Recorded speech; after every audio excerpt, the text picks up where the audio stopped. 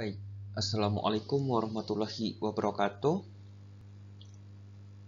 Baik, ketemu lagi ya dengan saya Erono Budi Wijoyo, Eskop Nurse MK Spesialis Keperawatan Jiwa untuk materi Keperawatan Jiwa 2 pada semester 5 Universitas Muhammadiyah Tangerang ya.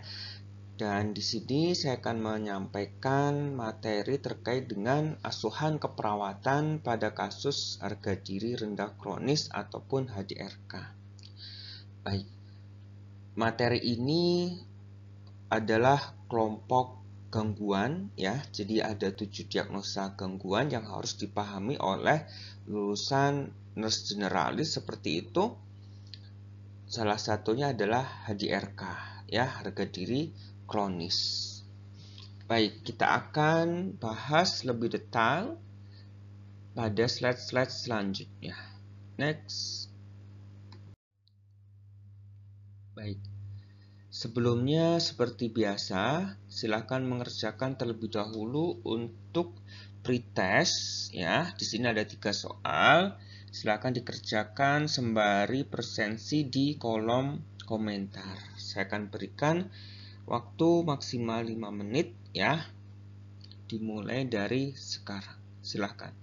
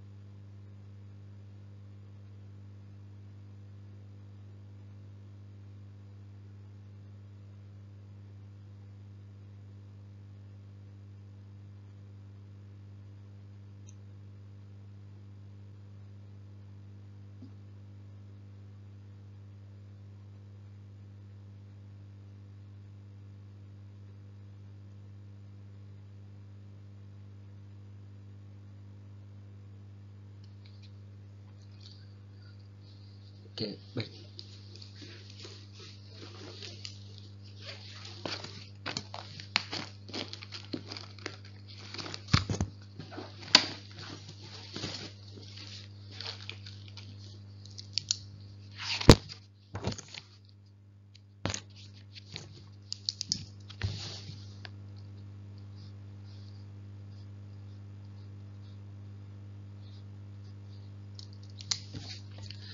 Oke, baik, kita lanjutkan ya untuk materi. Bagi yang belum selesai bisa melanjutkan ya sambil jalan.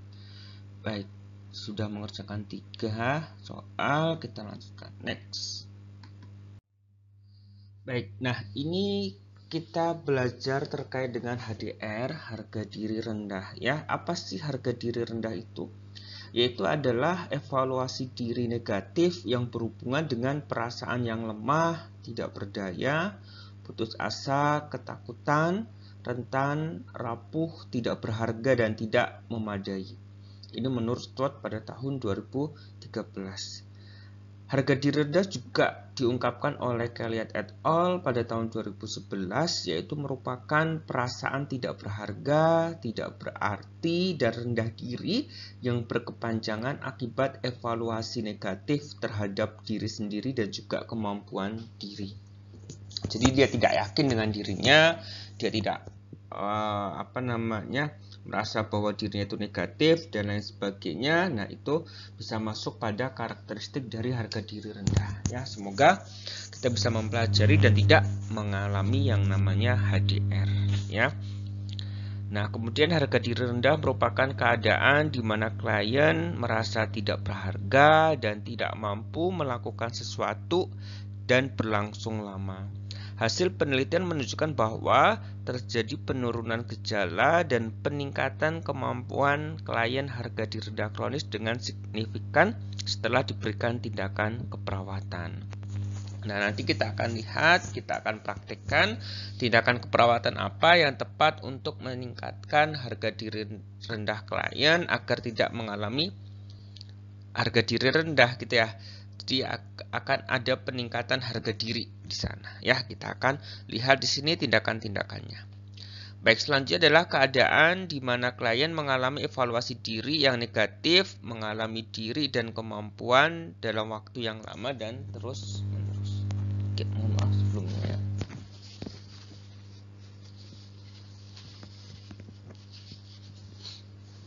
Ya, baik. Nah, ini adalah definisi dari harga diri rendah. Nah, sebenarnya saya tambahkan definisi dari harga diri rendah itu ada 2 jenisnya ya. Yang pertama adalah harga diri rendah situasional, di mana yang sudah kita pernah bahas di keperawatan jiwa 1, yang dia itu masuk kelompok resiko ya. Jadi harga diri rendah situasional itu karena situasi-situasi tertentu sehingga dia tidak yakin dengan kemampuannya, dia tidak yakin dengan dirinya.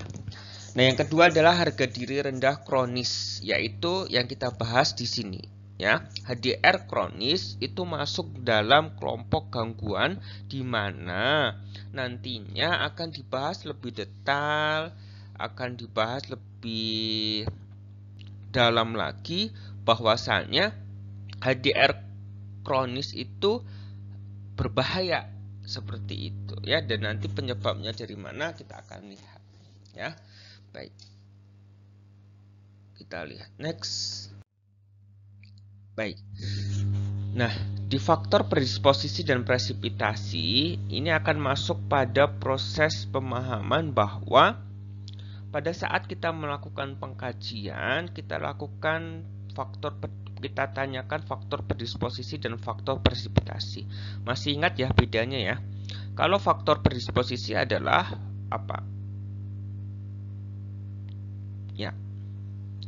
Jadi dia adalah faktor yang muncul dari dia lahir sampai dengan 6 bulan yang lalu. Ya, itu faktor predisposisi. Sedangkan faktor presipitasi adalah yang dia itu muncul pada saat ini ya, dengan kejadian 6 bulan yang lalu. Nah, pembedanya di situ. Nanti untuk faktor predisposisi dan faktor presipitasi akan melihat 3 aspek ya, yaitu biologis, psikologis, sosial, dan budaya. Nanti kita akan bahas satu persatu mulai dari biologis terlebih dahulu. Next.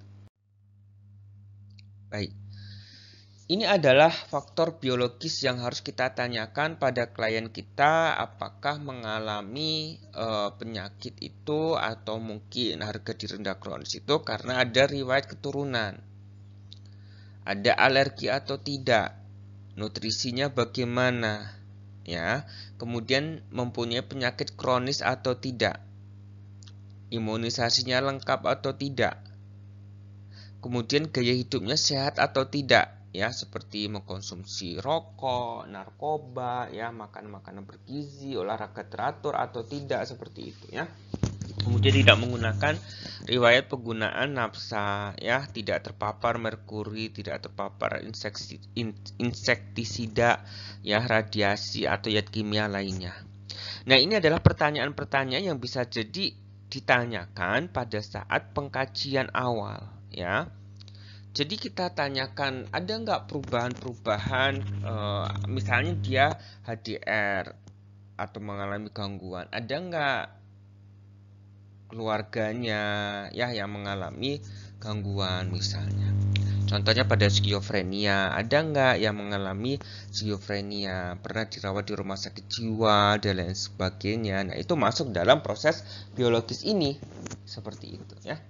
Nanti silakan dilihat dan ditanyakan lebih detail kepada kliennya. Baik, next. Baik, selanjutnya adalah psikologis. Psikologis itu pengalaman-pengalaman masa lalu, ya, mulai dari ada nggak pengalaman yang tidak menyenangkan, ya, kemudian konsep dirinya positif atau tidak, gitu, ya. Konsep diri melewati 5 aspek, gitu, ya, mulai dari gambaran diri, ideal diri, ya, sampai dengan nanti akan masuk ke identitas, peran diri, dan lain sebagainya, ya.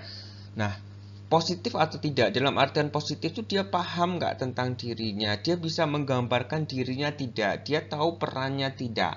Jangan sampai dia berperan sebagai anak misalnya, tapi dia tidak tahu peran sebagai seorang anak itu bagaimana.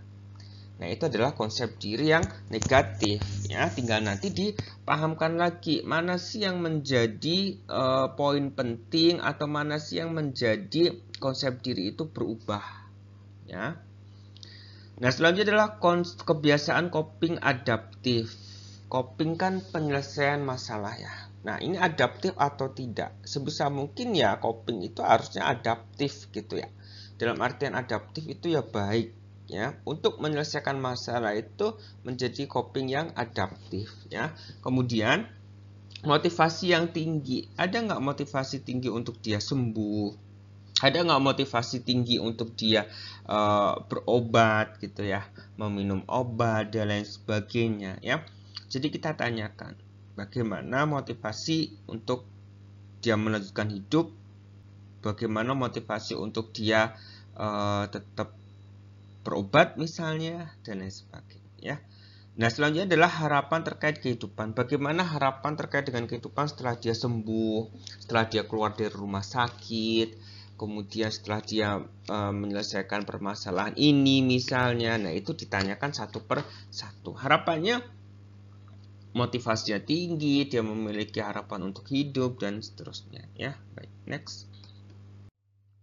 Baik, ini adalah pertanyaan-pertanyaan tentang sosial dan budaya, ya, telah menempuh pendidikan formal. Jadi sosial dan budaya itu akan mengikuti pendidikan formal, ya, kemudian tempat tinggal, ya, kemudian hubungan sosial antara dia dengan masyarakat, keterikatan atau keterlibatan dia dengan masyarakat bagaimana, ya. Nah, silakan pelajari dan pahami kembali terkait dengan sosial dan budaya ini, gitu, ya. Jadi berpartisipasi dalam kegiatan masyarakat dan lain sebagainya itu juga perlu dituliskan, ya. Terkait dengan keagamaan itu juga harus ditanyakan. Baik, kita lanjutkan, next. Nah, setelah kita memahami tentang faktor predisposisi, faktor presipitasi, kemudian kita akan melihat responnya. Respon klien bagaimana. Ini yang saya sampaikan secara terus-menerus, ya, pada setiap mata kuliah gangguan, ya. Ada 5 aspek yang tidak boleh dilupakan, yaitu tanda dan gejala, ya. Ada kognitif, ya, cara berpikir. Ada afektif, ya, perasaannya. Ada fisiologis, itu perubahan yang terjadi pada tubuhnya. Kemudian ada perilaku, itu adalah perubahan perilaku dia, dan sosial itu hubungan dia dengan orang lain bagaimana. Nah, 5 aspek ini jangan sampai terlupakan ya. Bisa jadi ini ditanyakan pada saat kita melihat responnya, misalnya kognitifnya, apa yang Bapak pikirkan ketika Bapak merasa malu misalkan. HDR kan malu ya, HDR malu, minder gitu ya. Itu bagaimana?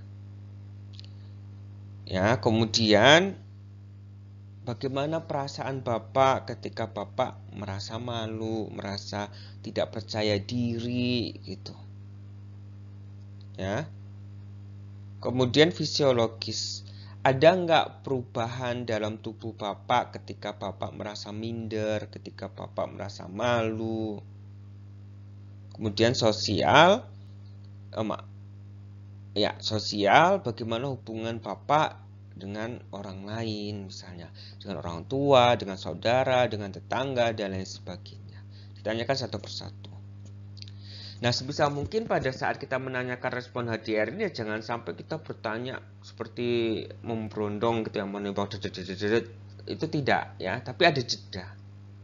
Ya, nanti kita akan praktekkan. Saya rasa sudah beberapa kali komunikasi terapeutik ya, sehingga nanti harus jeli, harus paham bagaimana sih berkomunikasi dengan baik, bagaimana sih berkomunikasi agar kita itu tahu ya, agar klien itu tidak serta-merta seperti objek yang dia harus menjawab kita gitu. Ya, pahamkan bahwa klien itu adalah subjek juga yang terlibat di dalamnya. Jadi memang membutuhkan komunikasi terapeutik ini, membutuhkan latihan-latihan yang kita berikan ini. Ya, jangan sampai dia hanya sebagai objek yang kita berikan terus, yang kita cekoki dan lain sebagainya. Tapi libatkan mereka sehingga tahu bahwa tindakan yang mereka lakukan itu akan berdampak untuk dirinya sendiri dan juga akan bermanfaat untuk selanjutnya. Seperti itu. Ya, cukup jelas ya. Oke, kita lanjutkan. Kita akan bahas satu persatu apa itu kognitif sampai dengan sosial ya. Baik, next. Baik, ini adalah kognitif. Tadi kan pertanyaannya adalah apa yang Bapak pikirkan ketika malu ya. Nah, kita harus mengetahui tanda dan gejalanya. Bisa jadi pasien merasa bahwa, aduh saya tidak berguna, saya berpikiran saya tidak memiliki kemampuan positif, saya tidak mampu untuk melakukan apapun gitu ya. Kemudian saya kurang konsentrasi, ya kemudian membanggakan diri yang berlebihan itu ternyata juga menjadi salah satu dia itu HDR gitu. Jadi dia menutupi sesuatu kekurangan dia dengan dia itu melebihkan sesuatu yang dia miliki. Ya. Dan itu bisa jadi menjadi ya memang menjadi tanda dan gejala dari HDR ya, kognitif. Berarti dilihat dari kognitif. Ya, kemudian menilai diri itu negatif. Menilai diri negatif itu apa ya? Merasa tadi saya tidak mampu melakukan apapun, saya kalau melakukan ini salah. Ya, intinya saya bergerak tuh serba salah gitu. Diam salah, bergerak pun malah salah gitu. Jadi itu adalah pikiran-pikiran di mana kita itu atau klien itu sudah menampakkan bahwa dia ada perubahan atau ada respon kognitifnya terutama pada harga diri rendah ya. Jadi kalau kita menanyakan bahwa aduh saya nggak mampu nih, bisa jadi itu menjadi harga diri rendah gitu ya. Kalau kita lihat di sini situasional atau kronis ya, kita kaji lebih dalam. Kalau situasional berarti dia pada situasi-situasi tertentu dia merasa malu. Pada kondisi-kondisi tertentu dia menjadi malu. Nah, itu untuk kelompok resiko. Tapi kalau untuk kelompok gangguan, karena dia bersifat kronis, menahun seperti itu, bisa jadi dia lebih dari 3 bulan mengalami seperti itu terus ya. Kemudian dia lebih dari 6 bulan merasa bahwa dirinya tidak berguna, merasa dirinya tidak memiliki kemampuan, tidak mampu melakukan apapun ya. yaitu adalah tanda dan gejala kognitif. Oke, cukup jelas ya sampai di sini ya. Kita lanjutkan. Next. Nah, ini adalah afektif. Afektif itu adalah perasaan. Apa yang Bapak rasakan ketika Bapak sendiri? Apa yang Bapak rasakan ketika Bapak malu? Apa yang Bapak rasakan ketika Bapak tidak percaya diri? Ketika Ibu tidak mampu untuk melakukan sesuatu? Apa yang difikirkan? Oh maaf, apa yang dirasakan? Ya tadi saya malu, saya sedih, saya murung, saya merasa tidak berguna, ya saya merasa kesal, marah, merasa gagal dengan kondisi ini gitu ya, merasa tidak berarti. Nah, ini adalah perasaan-perasaan yang muncul dan menjadi tanda dan gejala terutama pada afektif pada kasus HDR. Ya. Jadi afektif itu adalah apa yang dirasakan. Bisa dikaji lebih dalam, bisa ditanyakan lebih dalam apa yang Bapak rasakan, apa yang Ibu rasakan ketika menyendiri, ketika malu, ketika minder, ketika tidak percaya diri. Dengan kondisi ini misalnya. Tergantung kasusnya apa. Ya, nanti silakan dikaji lebih dalam pada kliennya. Ya, pada dasarnya afektif itu adalah perasaan. Jadi pertanyaannya adalah apa yang Ibu rasakan dengan kondisi ini? Apa yang Bapak rasakan dengan kondisi ini? Oke, cukup jelas ya. Kalau ada pertanyaan bisa ditanyakan pada kolom komentar. Next. Baik, selanjutnya adalah fisiologis atau perubahan yang terjadi pada tubuhnya. Contohnya apa? Misalnya, nafsu makannya berkurang atau bisa jadi nafsu makannya meningkat, ya, sulit tidur, lemas, nyeri kepala, pusing, mual, postur tubuh membungkuk. Ya.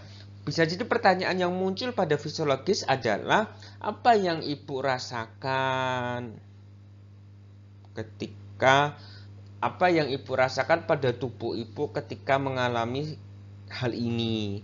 Apa yang Bapak rasakan ketika apa yang Bapak rasakan pada tubuh Bapak ya ketika Bapak merasa malu misalnya, merasa minder, merasa tidak percaya diri.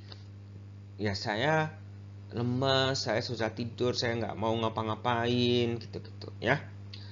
Oh saya malah ini lapar, jadi saya makan terus misalnya. Ya tidak masalah, silakan apa yang terjadi perubahan fisiologisnya ya. Sebisa mungkin jangan sampai terlupakan ya pada pertanyaan-pertanyaan atau pada saat kita melakukan pengkajian terutama pada yang mengalami gangguan. Oke. Baik, next. Nah, selanjutnya adalah perilaku. Bagaimana perilaku seseorang ya ketika seseorang itu mengalami minder misalnya, ketika seseorang itu tidak percaya diri misalnya. Ya ini ya perilakunya menghindari orang lain ya, kemudian menunduk, kemudian bergerak lamban ya, bicara pelan, kontak matanya berkurang, kemudian aktivitas menurun ataupun merusak diri ya. Kemudian perilaku tidak asertif, kemudian pasif ya. Kemudian mengkritik orang lain atau kurang memperhatikan penampilan ataupun penampilannya berlebihan. Nah, ini adalah perilaku-perilaku yang tampak. Berarti ya kita bisa observasi ya. Oh, ada nih perubahan perilaku pada klien kita. Dia menghindari kita ya. Dia bergerak lamban ya, bicaranya pelan ya, kotak mata berkurang, aktivitas menurun ataupun merusak diri, perilaku tidak asertif, pasif dan lain sebagainya. Oke. Nanti bisa ditelaah dan juga bisa dipahami ya. Misalnya nanti melihat klien kok dia menunduk, dia menghindari kita, ya kita dekati. Kita lihat, kenapa Bapak menunduk terus? Ya, kenapa Ibu menunduk? Ya. Kemudian bisa jadi mereka akan menjawab, ya, kalau kooperatif dia akan menjawab dengan nada rendah misalnya, bicaranya pelan, ya. Ataupun dia bisa jadi diam, pasif gitu. Oke? Atau malah dia itu akan cenderung membuka diri, ya. Membuka diri dengan apa? Dengan dia akan mengkritik orang, ya. Kemudian dia akan merusak diri dalam artian dia akan memukul-mukul diri. Saya sudah tidak berguna, saya tidak mau berinteraksi dengan orang lain, mukul diri gitu ya, mukul badannya dan lain sebagainya gitu. Jadi dia adalah perilaku yang bisa kita lihat secara observasional dan dia objektif. Paham ya maksud saya ya? Jadi perilaku ini tidak perlu diungkapkan, sudah terlihat gitu. Ya. Oke, jadi tanda dan gejala pada HDR itu terlihat dia menghindari, membungkuk, ya, kemudian tidak memperhatikan penampilan, kusut, kotor dan lain sebagainya. Bisa jadi akan masuk kepada defisit perawatan diri. Nanti kita akan lihat di sana. Pohon masalahnya, ya. Baik, next. Baik, yang selanjutnya terakhir adalah sosial. Bagaimana sosial ini? Ya, kita tanyakan. Lebih senang menyendiri, ya, membatasi interaksi dengan orang lain, lebih banyak diam dan lain sebagainya gitu. Orang-orang yang dia itu ada permasalahan sosial, ya, pada klien, dia lebih senang menyendiri, tidak mau berbaur, lebih banyak diam. Nah, itu adalah sosial klien yang mengalami HDR. Ya, pertanyaannya bagaimana hubungan bapak dengan orang lain, bagaimana hubungan bapak dengan orang tua, bagaimana hubungan ibu dengan anak, bagaimana hubungan dengan tetangga, dan lain sebagainya. Nah, ini adalah sosial, jadi lebih senang menyendiri, membatasi interaksi dengan orang lain, ya, lebih banyak diam, dan lain sebagainya. Oke. Nah, silakan dipahami dan nanti bisa dicek kembali tanda dan gejala yang muncul, ya, pada klien yang mengalami HDR. Oke. Next. Baik. Nah, ini adalah pohon masalah yang bisa jadi awal mula seseorang itu mengalami harga diri rendah kronis. Kita tahu predisposisi presipitasinya, ya, sehingga kita bisa lihat akar permasalahannya apa. Mungkin secara psikologis bisa jadi klien ini itu tidak memiliki kemampuan untuk menyelesaikan masalah yang dia miliki, ya, coping individu tidak efektif.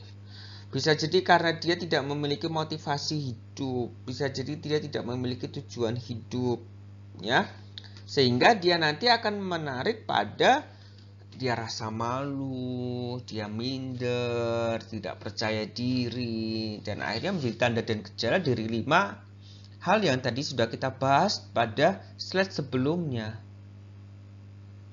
Dia menjadi harga diri rendah kronis dan akhirnya menjadi halusinasi. Atau karena dia coping tidak efektif, kemudian menjadi defisit perawatan diri, ya. Defisit perawatan diri dia terlihat lusuh, kusut, dan lain sebagainya gitu.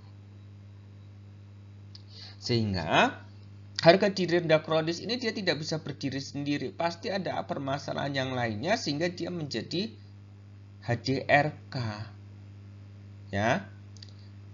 Nah, nanti silakan diusut melalui pengkajian predisposisi dan presipitasi sehingga nanti akan muncul pohon masalah yang seperti ini. Oke, kita lanjutkan. Next. Setelah kita tahu akar permasalahannya, kita lihat sumber coping yang muncul pada klien ini. Apa sih sumber coping itu? Yaitu adalah bagaimana klien itu menyelesaikan permasalahannya yang dia hadapi. Sumbernya dari mana? Ada 4 hal. Yang pertama ada personal ability, kemampuan personal dia. Ada positive belief, keyakinan dia. Ada social support yang mendukung dia. Ada material aset, mulai dari kesehatan, fasilitas, ya fasilitas kesehatannya, kemudian dari keuangannya bagaimana. Kita harus tahu semua yang klien hadapi ya, sehingga nanti akan kita berikan solusi sehingga nanti klien bisa memecahkan permasalahannya dan tidak akan terfokus pada dirinya sendiri atau permasalahannya saja, tapi bisa memecahkan masalah itu ya. Pada kasus-kasus HDR kita lihat personal ability-nya bagaimana sampai dengan materi asetnya. Apa sih itu? Kita akan lihat satu persatu. Next. Baik. Nah, ini adalah personal ability yang dia bersifat individu. Sebisa mungkin klien-klien yang mengalami HDR ya itu memiliki kemampuan individu itu apa saja? Ada 4 hal. Yaitu mampu mengidentifikasi kemampuan dan aspek positif yang masih dimilikinya. Jadi kita tanyakan apa yang Bapak miliki, apa yang Bapak rasakan dan lain sebagainya. Ya. Oke, jadi dia mampu mengidentifikasi kemampuan dan aspek positif yang dimiliki oleh klien. Sehingga nanti dia mampu menilai kemampuan yang dapat digunakan. Ya, mampu menilai kemampuan yang dapat digunakan. Mampu memilih kemampuan untuk yang akan dilatih dan mampu melatih kemampuan yang dipilih. Nah, ini adalah kemampuan-kemampuan yang harus dimiliki oleh klien. Pada klien-klien yang mengalami HDR itu bisa jadi dia tidak tahu dia itu mampu loh melakukan itu sebenarnya. Contohnya, dia mampu loh untuk membersihkan dirinya, dia mampu loh untuk berberes kamar, dia mampu loh untuk berberes ruangan dan lain sebagainya. Tapi dia tidak mau karena tidak mau, malas ya, ataupun dia tidak mampu karena dia tidak tahu bahwa dia mampu. Nah, ini perlu kita kaji, kita tanyakan lebih detail apa saja kemampuan yang dimilikinya. Jadi kita tanyakan, Bapak bisa apa saja? Kita tuliskan, oh bisa memasak, oh bisa merajut, oh bisa ini, bisa itu, dan lain sebagainya. Jadi kita harus tanyakan lebih detail di sana. Ya. Oke, baik. Next. Baik, setelah kita lihat personal ability untuk individu, ini adalah personal ability yang bersikap atau bersifat kelompok ya. Nanti akan dilakukan TAK sosialisasi ya, pada pertemuan-pertemuan selanjutnya nanti akan ada TAK sosialisasi. Nah, pada dasarnya adalah pada saat TAK sosialisasi itu ada kemampuan-kemampuan yang bisa dimilikinya, ada kemampuan-kemampuan yang harus dicapai sehingga klien mampu dan bisa untuk melakukannya. Ya. Mampu untuk memperkenalkan diri, mampu untuk bercakap-cakap, ya. TAK sosialisasi. Biasanya ini untuk isolasi sosial bisa, untuk harga diri rendah kronis bisa. Ya, nanti akan ada materi sendiri tentang TAK. Oke, baik, next. Baik, selanjutnya adalah positive belief, keyakinan positifnya. Cukup 2 pertanyaan yang muncul pada positive belief. Yakin bahwa dirinya itu akan pulih atau yakin dengan kemampuan petugas kesehatan yang akan membantu klien ini? 2 pertanyaan itu. Bapak yakin nggak untuk bisa pulih, bisa sembuh? Bapak yakin nggak setelah kita rawat Bapak bisa sembuh? Nah, itu adalah klien merasa yakin bahwa dirinya akan pulih, klien meyakini bahwa petugas kesehatan itu dapat membantu untuk meningkatkan kesehatannya. Ya. Oke. Baik, kita lanjutkan. Next. Nah, selanjutnya adalah social support. Social support itu termasuk siapa? Termasuk caregiver di dalamnya. Ya. Jadi kita tanyakan, caregivernya mampu nggak sih untuk mengenal masalah HDRK? Keluarganya mampu nggak sih untuk mengambil keputusan dalam merawat klien HDRK ini? Klien mampu nggak sih untuk merawat klien dengan HDRK? Ya, mampu nggak sih menciptakan lingkungan yang mendukung? Kemudian mampu nggak sih sumber-sumber pelayanan kesehatan yang tersedia gitu ya. Jadi kita follow up, misalnya punya nggak kader kesehatan di sekitarnya, ada enggak misalnya apa namanya petugas kesehatan di sekitar dia gitu. Tahu nggak ketika dia nanti sakit harus dibawa kemana? Nah, itu menjadi social support yang harus kita tanyakan. Ya, termasuk peran dari keluarganya. Siapa yang merawat dia pada saat nanti dia sakit? Siapa yang mendampingi dia untuk minum obat? Siapa yang melatih dia untuk bisa meningkatkan harga dirinya? Ya, kita harus latih juga di sini. Ya, jadi dukungan keluarga, keterlibatan keluarga, ya, kemudian kemampuan dari caregiver itu penting. Ini masuk dalam social support. Oke, cukup jelas ya. Kita lanjutkan. Next. Baik, yang terakhir adalah sumber coping tentang material aset. Ada 2 poin, yaitu tentang pelayanan kesehatan dan juga finansialnya. Pelayanan kesehatan meliputi ada nggak BPJS-nya? Ya, BPJS itu apa? Ya, tidak harus BPJS, bisa jadi asuransi kesehatan lain. Memiliki nggak asuransi kesehatan lain? Oke, maaf. Ada nggak? Ditanyakan. Oh, ada. Apa? Oh, saya BPJS, saya asuransi ini, saya asuransi itu, gitu. Mengcover nggak? Ya, mengcover nggak sakit ini? Selanjutnya, pelayanan kesehatan ketika ditanyakan, ada nggak asuransi kesehatannya? Kita tanyakan jarak rumah dengan pelayanan kesehatan bagaimana? Biasanya kalau saya merawat pasien-pasien dulu pada saat spesialis itu di RSJ gitu ya, rumahnya itu jauh-jauh jaraknya. Dan tidak ada yang memfollow up. Jadi sebisa mungkin puskesmas juga harus bisa membuat itu bisa dekat dengan klien gitu loh, bisa membuat apa namanya orang yang mengalami gangguan jiwa itu dekat dengan pelayanan kesehatan. Jadi tidak jauh lagi ke pusat ya, ke RSJ, tapi dari puskesmas itu memfollow up, mengetahui bahwa di daerahnya itu ada yang mengalami gangguan sekian orang. Nah, itu masuk dalam pelayanan kesehatan material aset. Kemudian adalah finansial. Kita tanyakan, ada tabungan khusus nggak untuk keadaan darurat? Ada uang-uang khusus nggak? Jadi jangan sampai pada saat nanti dia emergensi, tidak ada tabungan, tidak ada pegangan, dan lain sebagainya. Ya, nah, itu masuk dalam material aset. Oke. Nah, ini yang menjadi sumber coping yang harus kita tanyakan, yang harus kita ketahui, dan yang harus klien pahami dan keluarganya, serta caregivernya. Ya, oke, baik. Next.